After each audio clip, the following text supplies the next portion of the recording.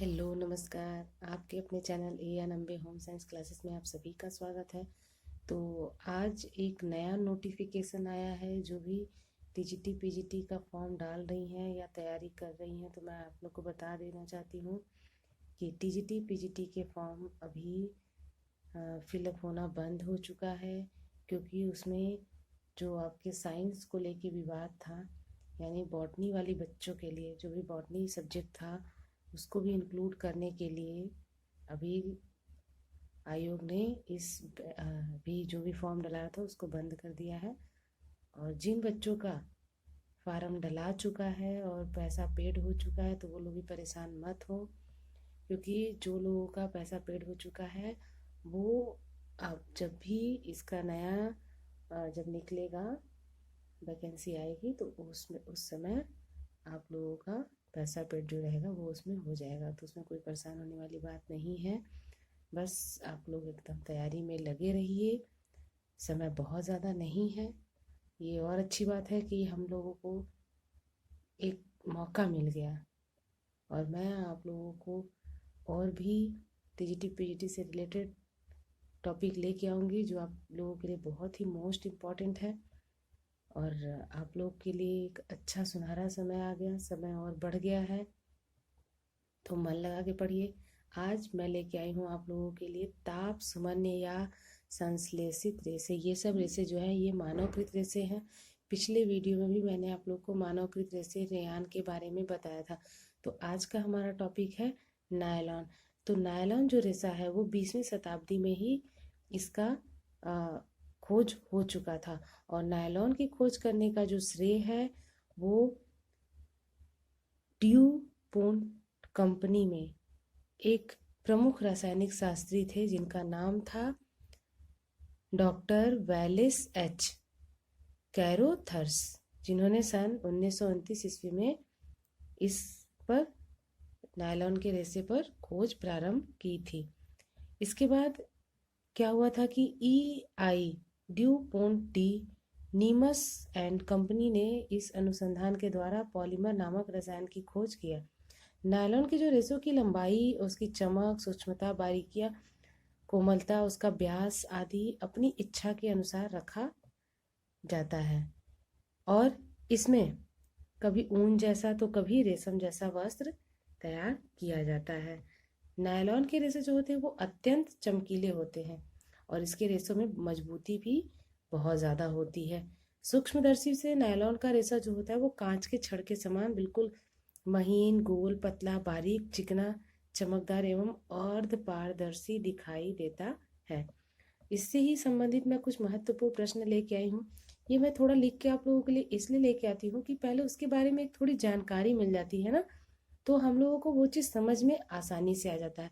प्रश्न तो अच्छा है कि बस प्रश्न रहे और सिर्फ उसका उत्तर है, तो पढ़ने में अच्छा लगता है।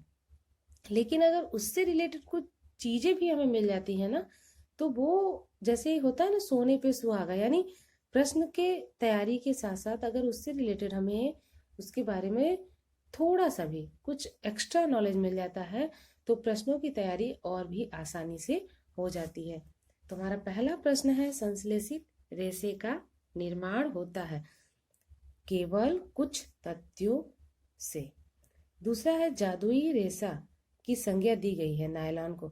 नायलॉन को जादुई रेशा कहता है। क्यों कहा जाता है? क्योंकि ये आप अपनी इच्छा के अनुसार ऊन के जैसा या रेशम के जैसे इसे हम तैयार कर सकते हैं, और अपनी इच्छा अनुसार इसकी जो भी चमक है और इसकी जो सुंदरता है और इसका यानी इसकी जो लंबाई है वो हम अपनी इच्छा के अनुसार रख सकते हैं। तीसरा प्रश्न है, ताप सुमन्य रेशे पॉलीमर रसायन से निर्मित होता है, इन्हें क्या कहा जाता है? कृत्रिम रेशे। चौथा प्रश्न है, नायलॉन के धागों की बारीकी का मूल्यांकन किया जाता है किसमें? डेनियर में।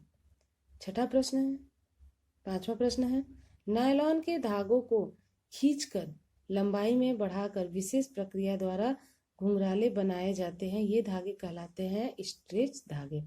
स्ट्रेच यानी जिसको हम खींचकर उसकी क्या करते हैं, विशेषता को उसकी लंबाई को बढ़ा देते हैं। ठीक है, तो स्ट्रेच धागे कहलाते हैं। अब आपका यहाँ पे 7वां प्रश्न है, नायलॉन के अनुपस्थ काट को सूक्ष्मदर्शी से देखने पर कैसे दिखता है? गोल, छोटे एवं चित्तीदार दिखाई देते हैं। 8वां है, नायलॉन के धागों की सतह पर छोटे छोटे लूप अथवा रोए उठाए जाते हैं। इस धागों को कहते हैं, क्या कहते हैं? टेक्सचर धागे। 9वां प्रश्न है, नायलॉन का धागा अत्यधिक मजबूत होता है। इसकी यह मजबूती हाइड्रोजन बॉन्ड एवं अणु के मजबूती के कारण होता है।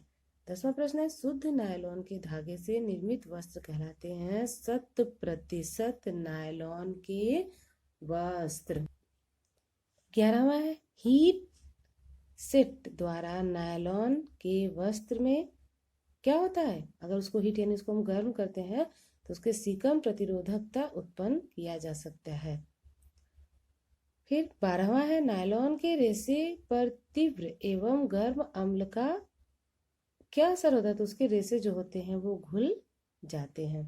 13वां है, नायलॉन का सर्वप्रथम खोज हुआ था अमेरिका में। कहाँ हुआ था? अमेरिका में।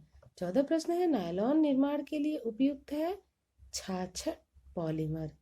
क्या उपयुक्त है? छाछट पॉलीमर। 15वां है, नायलॉन के धागे का व्यास निर्भर करता है किस पर? उसकी कच्ची सामग्री पर, स्पिनिरेट के छिद्रों के व्यास पर, ठीक है, खींचने की प्रक्रिया पर। इन सब पर क्या कहते हैं? नायलॉन के धागे का व्यास निर्भर करता है। 16वां है, नायलॉन के रेशे पर प्रत्यास्थता का गुण पाया जाता है। कैसा गुण पाया जाता है? अद्भुत प्रत्यास्थता का गुण पाया जाता है। अद्भुत यानी जिसकी हम प्रक्रिया नहीं कर सकते। 17वां है, नायलॉन के वस्त्रों में तनाव सामर्थ्य होता है। क्या होता है?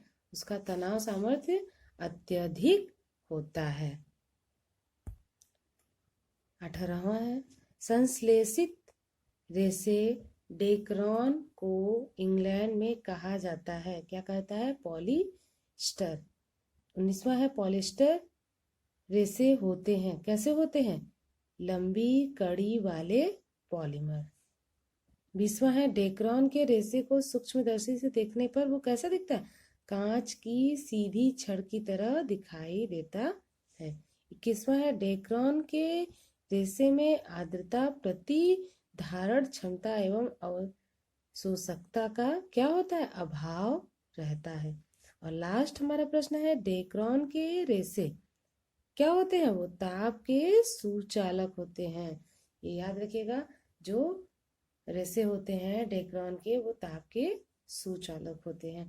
तो अब इसके बाद मैं आप लोगों को वस्त्र विज्ञान से संबंधित कुछ और भी महत्वपूर्ण प्रश्न लेके आऊंगी जो आपके टीजीटी, पीजीटी, एलटी ग्रेड की परीक्षाओं में और कक्षा 10 की जो भी बेटियां कक्षा 10 की बोर्ड की परीक्षा की तैयारी कर रही हैं उनके लिए भी ये सब टॉपिक बहुत ही इम्पोर्टेंट है, क्योंकि 10 में भी आपके वस्त्र विज्ञान से संबंधित प्रश्न है। तो अभी से आप अगर उसके बारे में डिटेल जानकारी रखेंगी तो आगे आप लोग को किसी प्रकार की कोई भी समस्या नहीं होगी। तो पढ़ाई करते रहिए, मेहनत करते रहिए। मेहनत करने वाले हमेशा कामयाब होते हैं। वीडियो पसंद आए तो लाइक करिए, सब्सक्राइब करिए और अपनी दोस्तों को भी बताइए। धन्यवाद।